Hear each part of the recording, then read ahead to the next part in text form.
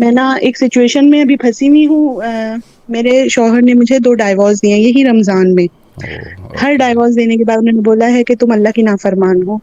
اور وہ قرآن پڑھتے ہیں, سورہ رحمان سنتے ہیں, ذکر کرتے ہیں, اور نہ باہر کا کچھ کھاتے ہیں, برتنوں کو صاف کرتے رہتے ہیں. ایک عجیب ان کی لائف ہو گئی ہے. اور ہر چیز میں بولیں گے بات کرنی ہے تو اللہ کی کرو. یعنی میں بھی اللہ ہی کی بات کرتی ہوں, لیکن ہو رہا ہے کہ وہ دے رہے ہیں تو اللہ کے نام پہ دے رہے ہیں. اور اپنے گھر جب ابھی ہماری یہ بھی ہوئی تو وہ اپنے بھائی کے پاس گئے, انہوں نے اپنے بھائی سے بولا کہ میں تو مکہ مدینہ جا کے رہنا چاہتا ہوں, اور میں اچھا ہے میرے رشتے اور یہ وہ ان سب سے میں نکل رہا ہوں.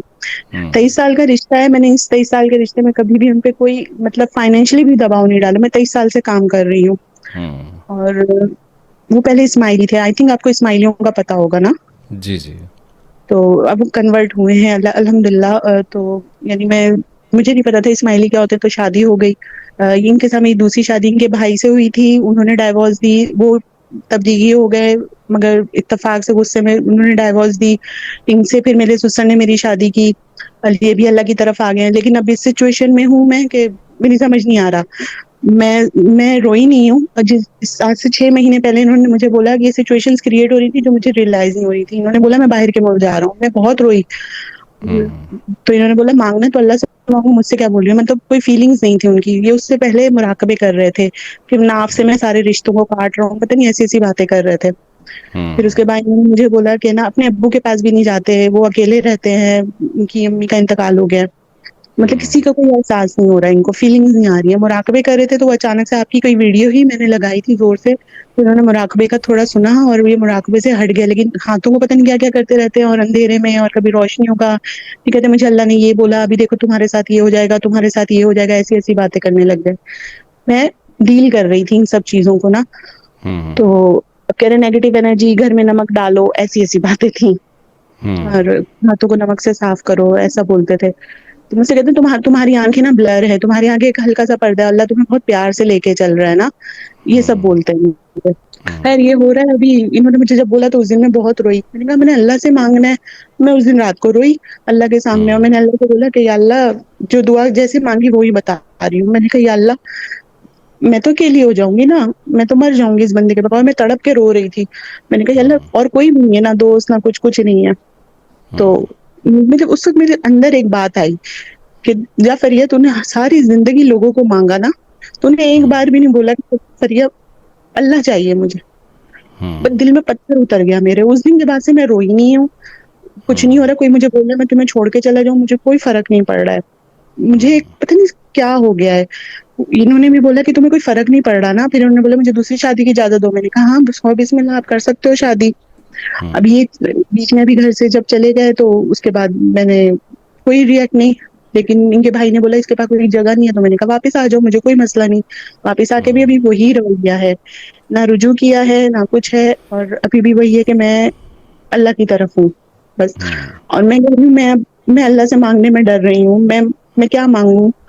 اور میری بیٹی مجھے بولتی ہے کہ آپ دوبارہ اس رشتے کو دوبارہ بنانے کے لیے بولیں گی, اس اذیت سے گزریں گی. میں نے کہا میں اللہ سے مانگنے سے ہی ڈر رہی ہوں. اللہ تعالیٰ سے میں بولوں تو اللہ تعالیٰ نے بولا تو نے مجھے تو کبھی کچھ نہیں مانگا. ایسا لگ رہا ہے اللہ نے مجھے پکڑ لیا ہے.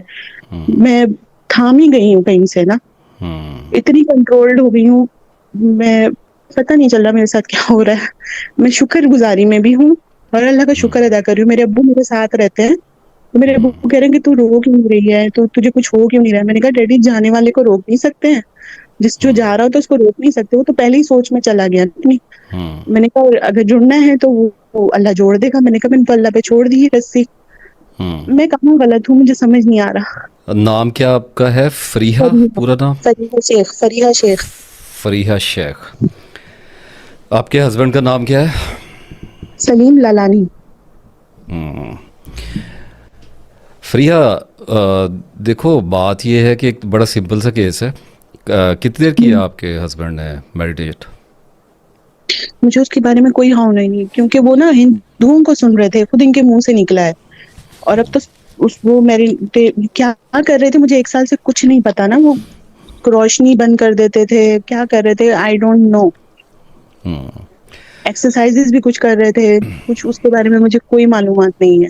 हाँ, तो अब उनको देखो डैमेज आया हुआ है, अब उस डैमेज का इसके सिवा कोई हल नहीं है फ्रीहा, अनफॉर्चुनेटली। कि एक तो ये है कि जो पेशेंट होता है ना, वो हम्म। सेल्फ अवेयर नहीं होता अपनी डिज़ीज़ के बारे में। साइकोटिक डिसऑर्डर में सबसे बड़ा जो प्रॉब्लम आता है ना, वो ये है हम्म। कि जिसको डिसऑर्डर आया होता है वो उसकी रीजंस बना रहा होता है। उसकी रीजंस वो स्पिरिचुअल बना रहा होता क्या है। ये मजबूर हो रहे हैं? मजजूबियत एक अलग चीज़ है, सॉर्ट ऑफ आप कह सकते हो एब्जॉर्प्शन में जा रहे हैं। अब जब मेडिटेशंस आप करेंगे, और मुझे आपकी बात सारी समझ आ गई है, जो कुछ वो करते रहे हम्म। होंगे, तो हम्म। अब कुछ ऐसे उनको रिजल्ट्स आ रहे हैं। बेसिकली वो कॉन्सेंट्रेट हो गया उनका माइंड, जो है ना, इर्तिकाज़ में हम्म। चला गया हुआ है, सिंगल ट्रैक हो गया है। और हाँ। उसके नतीजे में अब जो कुछ भी उनके सेंसर्स में चेंजेस आ रही हैं, उसकी वो रीजनिंग बना रहे हैं। और उनको कुछ ऐसे एक्सपीरियंसेस हो रहे हैं जो जिसको वो सच समझ रहे हैं। मतलब जो उनको दिखाई दे रहा है ना, जो उनको फील हो रहा है, वो उसे इत्मीनान पा रहे हैं। मतलब he thinks that he is a chosen one, somehow ऐसा अल्लाह कुछ उनसे बातें मामला। कर रहा है, अल्लाह उनको ये बोल रहा है। हाँ, वो शिज़ोफ्रेनिया का थोड़ा सा मामला हो जाता है। कानों में आवाज़ें आने लग जाती हैं, विजन्स हम्म। आने लग जाते हैं, प्रोजेक्शंस होने लग जाती हैं। देखो, कोई इलाज नहीं है, बड़ी सिंपल सी चीज़ है। अगर मेडिटेशन छोड़ेंगे तो हम्म। कितनी देर की है, कितनी इंटेंसिटी की है, बहुत सारी चीज़ें देखनी पड़ती हैं। लेकिन फिर भी हम रफली ये कह सकते हैं हम्म। कि 5-6 महीने में मतलब नॉर्मलाइजेशन की तरफ बंदा आने लगता है। कुछ हम्म। ऐसे डैमेजेस हो जाते हैं नर्व्स के जो परमानेंट होते हैं। अब हम्म। वो आपकी लक होती है कि वो कैसे होते हैं। यानी हो सकता है स्टमक थोड़ा सा अपसेट हो जाए, इंसोम्निया थोड़ा बहुत आ जाए, मेमोरी लॉस थोड़ा सा हो जाए, मतलब कुछ चीज़ें रह जाती हैं। अब बाकी आम तौर पे आदमी फंक्शनल हो जाया करता है, उसको वो वापस, यानी basically what I am trying to explain, कि पेशेंट अपना इनसाइट लूज़ कर गया अपने आप के बारे में। हम्म। जो कश्फ होता है ना हमें, जैसे अभी आप अपनी लाइफ में चल रहे हो, आप मुझे बता रही हैं कि मुझे 2 बार डिवोर्स हो गई है और ये सारा कुछ, और हस्बैंड का, तो आपका ये इनसाइट है आपके बारे में, ये लूज़ कर हम्म। जाता है पेशेंट। और वो उसको आप समझा नहीं पा रहे होते। इसकी निशानी ये होती है कि वो दवाइयाँ नहीं खाते।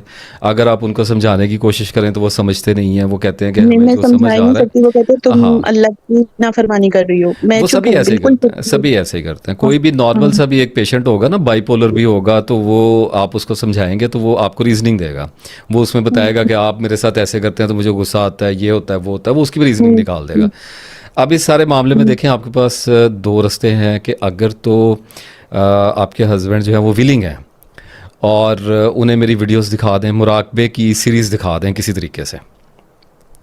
मेरा जो पुराने वाला चैनल है नासिर इफ्तिखार ऑफिशियल, उस पे एक सीरीज़ आई थी मुराकबा के नाम से, 3 या 4 एपिसोड्स में थी। आपने देखी है वो? आपकी आवाज बीच में कट गई, आप दोबारा बोलिएगा मुनासिर भाई। सबसे इस वक्त जो तीर बहदफ इलाज है ना, वो ये है कि आप उनको मेरी मुराकबा की सीरीज़ दिखा दें, अरे वो नासिर नहीं सुन इफ्तिखार रहे, ऑफिशियल के जी।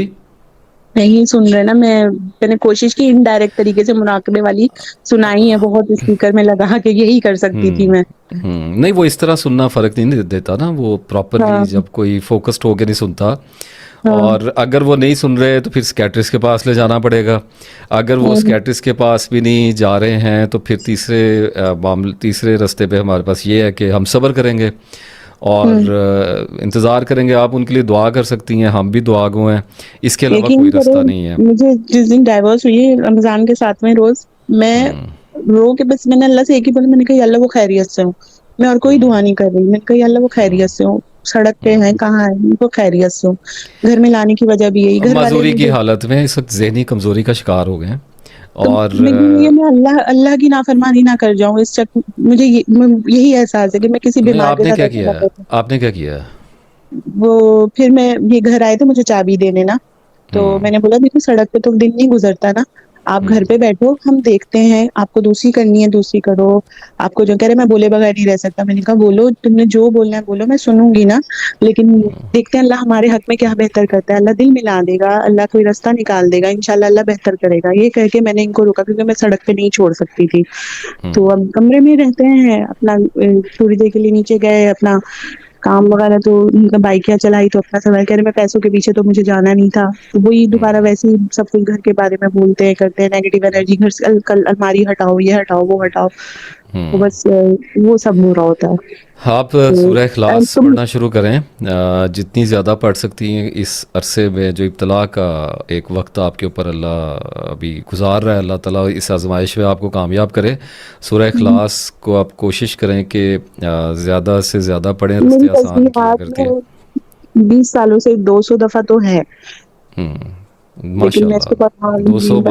بار 2 تسبیحات روزانہ کی ہیں آپ کی؟